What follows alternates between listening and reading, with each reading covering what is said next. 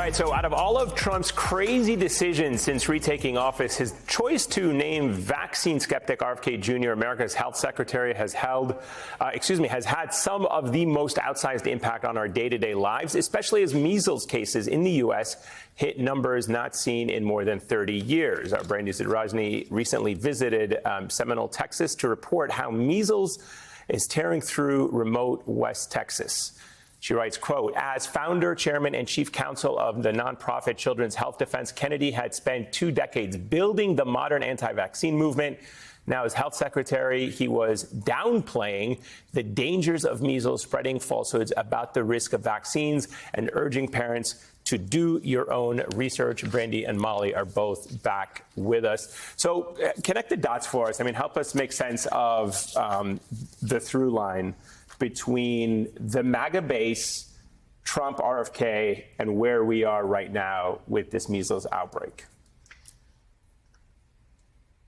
Kennedy gave something to Trump that I think it's arguable that he may not have won the election had Kennedy not given him that. And it was this MAHA group. It's this Make America Healthy Again coalition of people that really started with anti-vaxxers. When he said, I'm going to run for president in Philadelphia, I believe it was a pretty small crowd. And I knew everybody in that crowd because they all worked for his organization, Children's Health Defense.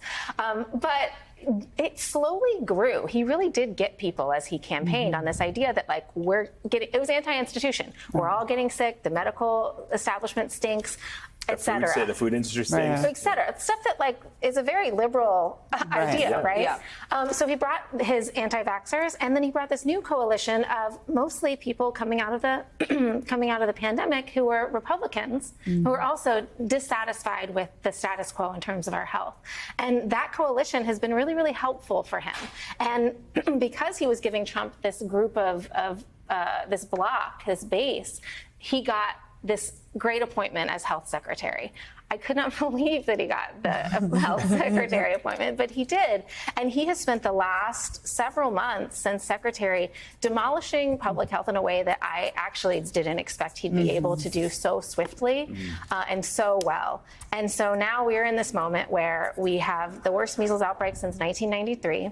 We are learning nothing from this measles outbreak as we have in the past. There is a crumbled public health institution that's able to do anything about this. And there is vaccine hesitancy that is so great that we have continued pockets of hesitancy all over the country. So the next outbreak could happen wherever.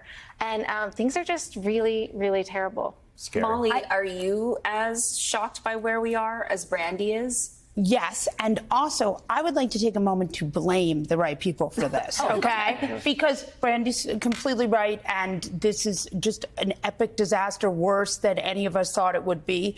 The blame should rest squarely on the United States Senate, because they all knew better. There are numerous doctors in the Senate, and we saw them sort of back and forth pretend that they were thinking about this decision. We saw Tom Tillis the other day say he went along with the vote. He wasn't sure he was going to. They did not need to confirm him. Nobody expected them to confirm him. And I think that we are seeing carnage here, and it's because the United States Senate did not do their jobs. Brandy, what do you think the long-term consequences of what RFK Jr. has done to our public health system, his messaging about vaccines, his messaging specifically about this measles outbreak? What do you think that will mean long run beyond the near-term potential risk to life? I think when we talk about measles and just all kinds of vaccine preventable diseases, we talk a lot about, like, 2 children died in Texas, but there is a long tail of injury that happens from these diseases. You have, brain swelling, you have pneumonia, you have 1 in 5 children is admitted to a hospital.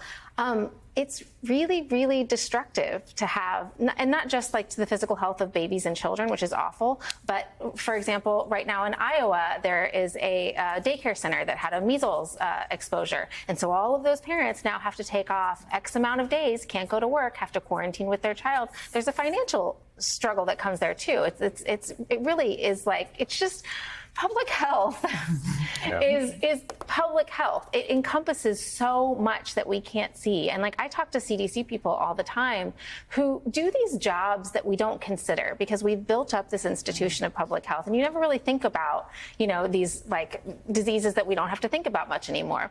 But you've had a systematic just demolishing of these systems. So, for example, there are diseases that we don't think about this much, but that have one guy in Colorado who knows how to test for this one disease that is going to pop up in Florida, and that guy got laid off or took an early retirement or what have you. And so how do you get that expertise back? You don't.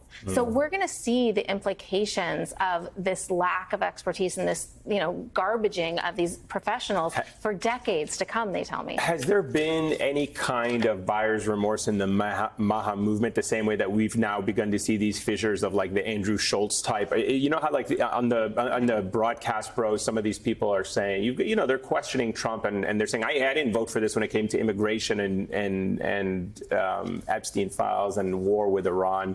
Is there anybody in this group that you described that RFK Jr. delivered to the president who's saying, look, we were a little skeptical on the COVID vaccine. We didn't think that you were going to have measles outbreaks. We don't want to have dye in our food. We didn't think that you were going to completely dismantle the ability to do scientific research and prevent the next disease outbreak. I think you have to wait and see. We have to wait and feel the full weight of this kind of thing. When you look at the immediate effects, for example, the 2 children who died in Texas. Right. That narrative wasn't believed. The parents whose children died from measles think that they did not die from measles, that they died from pneumonia, which was caused by measles, obviously. But what happened was that CHD, the anti-vaccine group that Robert F. Kennedy Jr. Founded, they went there, talked to the parents, made propaganda out of their stories. So that narrative for these people that don't believe in vaccines or that are anti-vaccine, that hasn't hit. They don't feel the weight of that. They still think that they did the right thing. 90-something% of parents in this country, they are for vaccines. They vaccinate their children. And so this is a problem that's at this point, my kids are safe. Now, with the demolishing of the ACIP committee, the committee that recommends vaccines, we might start to see problems. And we are starting to see issues like pregnant women having more trouble getting the COVID vaccine. Once that is really felt by people, then we might get a response. Right now, we just have to wait. Brandy Zadrozny and Molly Jong-Fast, thank you so much for joining us. Thank you.